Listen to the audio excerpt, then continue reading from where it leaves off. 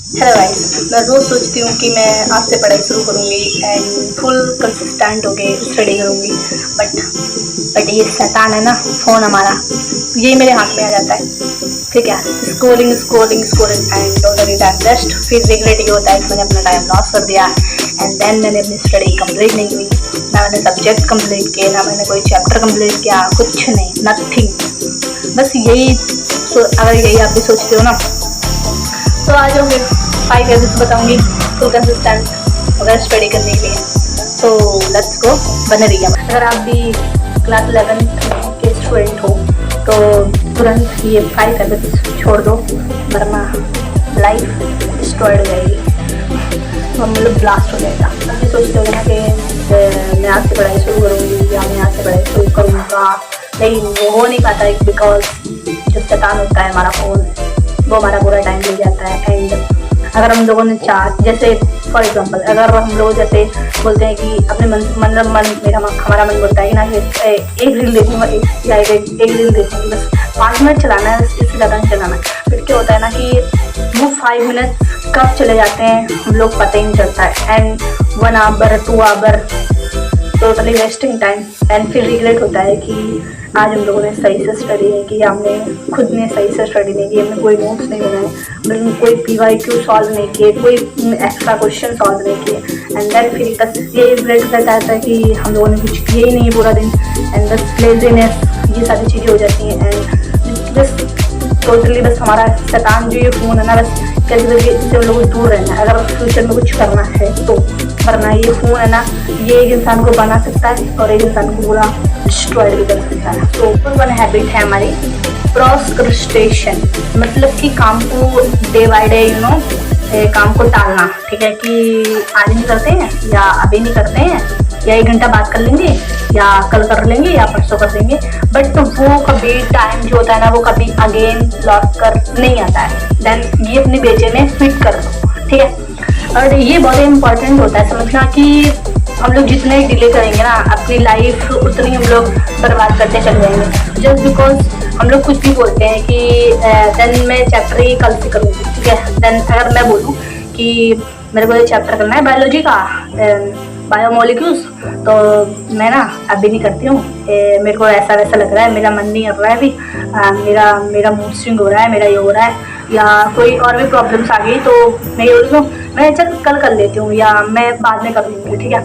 तो ऐसा हम लोग बिल्कुल भी नहीं करना चाहिए। ठीक है, बिकॉज हमारा जो 11th होता है ना वो हमारा पिलर होता है। ठीक है ना, अगर हम लोग एक स्पेसिफिक कॉम्पिटेटिव एग्जाम की प्रिपरेशन कर रहे हैं तो ठीक है यार, कुछ मतलब अगर नीट भी क्रैक करना है तो ठीक है अपने 11th हम लोगों को वेस्ट नहीं करनी चाहिए।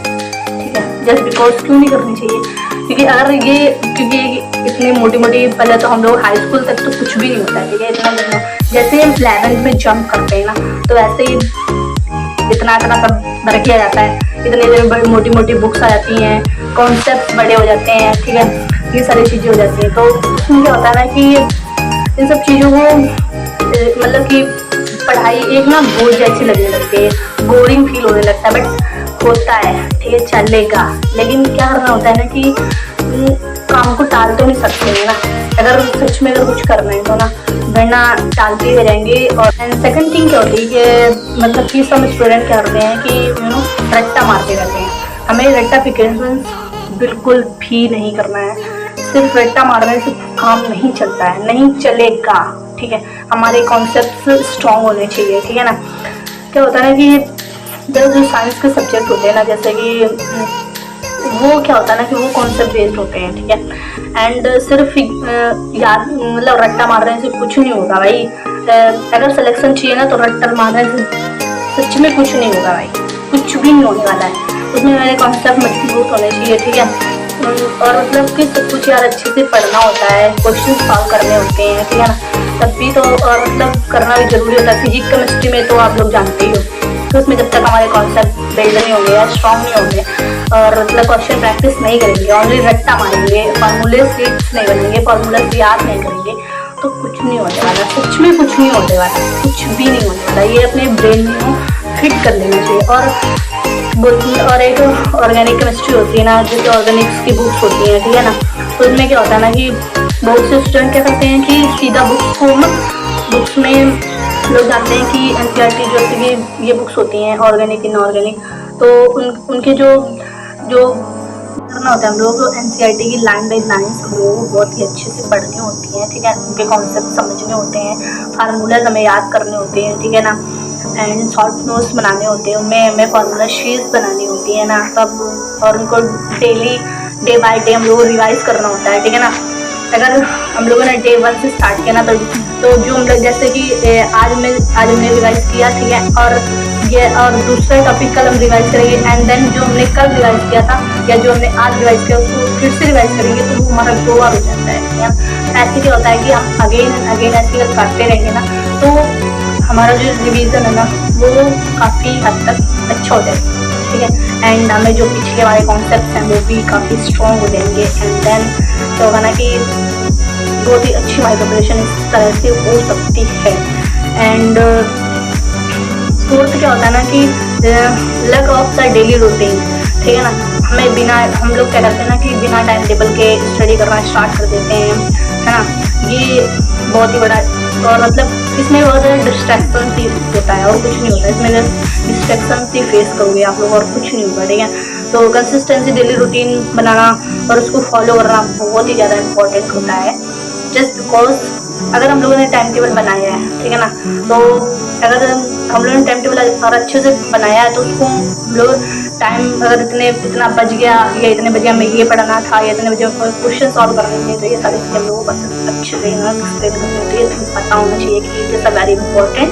एंड तो 5 क्या हो जाएगा कि मोबाइल डिस्ट्रैक्शन से हमें इस शैतान से बिल्कुल भी दूर रहना है, जस्ट बिकॉज ये सोशल मीडिया एक ऐसा एडिक्शन है जो कि सम पीपल्स को बर्बाद ही कर देता है, डिस्ट्रॉयड ही कर देता है, ठीक है ना। तो इस चीज़ को भी हमें अवॉइड करना चाहिए, जैसे कि Instagram and YouTube shorts reel, only यहाँ पे टाइम वेस्टिंग है, एनर्जी वेस्टिंग है और नथिंग, यहाँ पे बस सब कुछ वेस्ट होता है। बट इम्पोर्टेंट ये होता है कि हम लोग क्या देख रहे हैं, ठीक है ना, क्या देख रहे हैं और क्या यहाँ से हमें कंज्यूम हो रहा है, ठीक है ना, एंड क्या हम यहाँ से सीख रहे हैं, ठीक है, इम्पोर्टेंट होती है। मेरा आजकल का क्या है ना कि मतलब मैं 95 जो % पीपल है ना वो आजकल यही कर रहे हैं कि वहाँ से कुछ कंज्यूम नहीं कर रहे हैं, अपना डेटा वेस्ट कर रहे हैं, अपना टाइम वेस्ट कर रहे हैं, ठीक है, और अपना मतलब सब कुछ अपना वेस्ट ही कर रहे हैं, वहाँ पे कंज्यूम कुछ भी नहीं कर रहे हैं।